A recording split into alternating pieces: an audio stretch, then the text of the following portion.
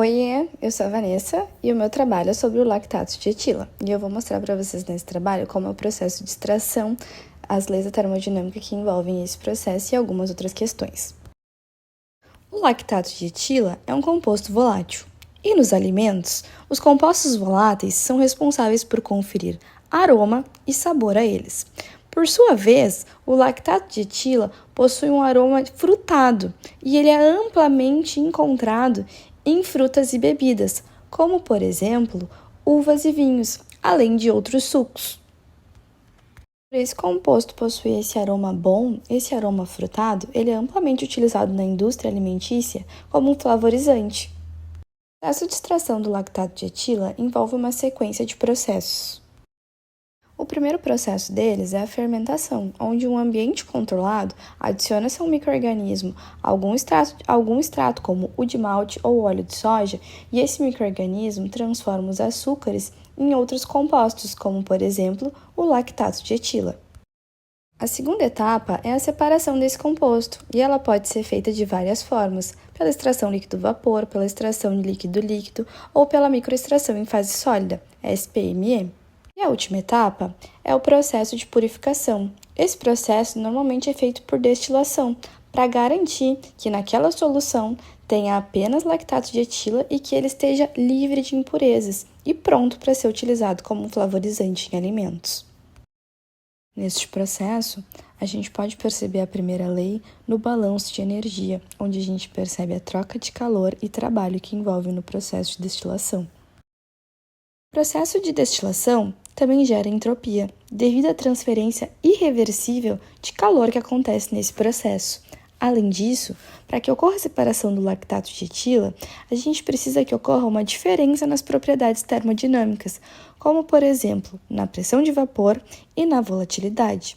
E é aí que a gente consegue perceber a aplicação da segunda lei da termodinâmica neste processo, através do equilíbrio líquido-vapor.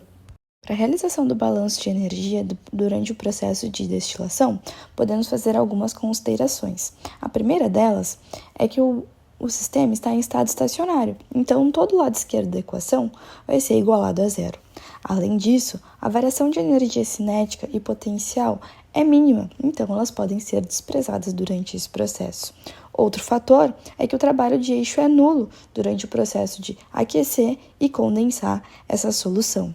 Para realizar o balanço de energia no refervedor, precisamos considerar a vazão mássica da mistura que entra no refervedor, a entalpia do líquido de entrada, a vazão mássica do vapor gerado, a entalpia do vapor e a vazão mássica do líquido remanescente, além da entalpia do líquido remanescente e do calor que é fornecido ao refervedor. E chegamos à seguinte equação.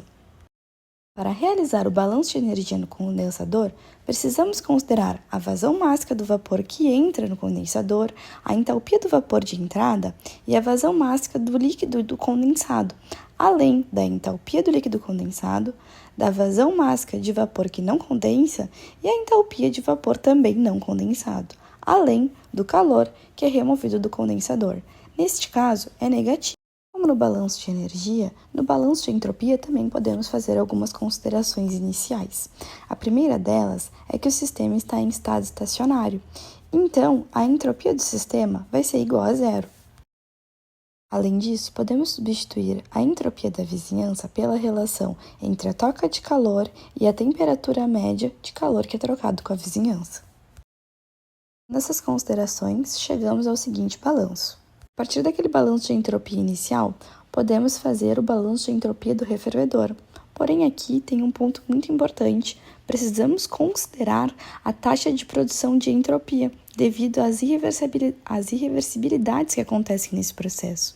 E essa taxa, ela é sempre positiva ou igual a zero. O mesmo ocorre no balanço de entropia para o condensador. A gente também precisa considerar a taxa de produção de entropia.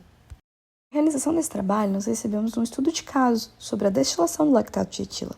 E agora, a gente vai realizar 2 cálculos baseados nesse estudo de caso. À esquerda, vocês podem visualizar o gráfico que foi utilizado para realizar os cálculos desse estudo de caso. O estudo de fase pede para indicarmos em qual fase se encontra essa mistura a 80 kPa e na curva de 353 kelvins. E podemos perceber que ele é um ponto fora do equilíbrio líquido-vapor, e isso indica que a mistura está na fase líquida, em uma única fase. Já a questão B pede para calcularmos o ponto de bolha e o ponto de orvalho nessas mesmas condições. Para isso, o primeiro passo foi localizar os dados para que possamos pôr nas equações. Primeiro, identificamos a pressão 1 saturada, onde realizamos o seguinte cálculo, e a partir do gráfico pregamos a pressão 2 saturada. A partir desses dados, podemos aplicar nas fórmulas e identificar o ponto de bolha e o ponto de orvalho. E a gente pode perceber que o ponto de bolha é a 29,13 kPa e o ponto de orvalho a 11,2, ambos identificados no gráfico também. Nesse estudo de caso, também foi solicitado que avaliássemos se a lei de Raoult representava bem o equilíbrio líquido-valor do lactato de etila e do etanol. Para identificarmos se esse equilíbrio líquido-vapor se comporta de acordo com a lei de Raoult, o primeiro passo foi calcular o ponto de bolha através da equação da pressão total da lei de Raoult, pegando alguns dados tabelados, e chegamos ao ponto de bolha teórico. E comparando com a questão anterior, onde a gente tinha o ponto de bolha experimental, nós podemos perceber que há um desvio positivo entre o ponto de bolha experimental e o ponto de bolha teórico. E isso indica que essa solução ela não se comporta conforme a lei de Raoult, não é a melhor forma de representar o equilíbrio líquido-vapor dessa solução. E isso também indica que as interações entre o lactato de etila e o etanol são mais fracas do que o esperado. Com isso, eu concluo meu trabalho, aqui estão as minhas referências e muito obrigada pela sua atenção.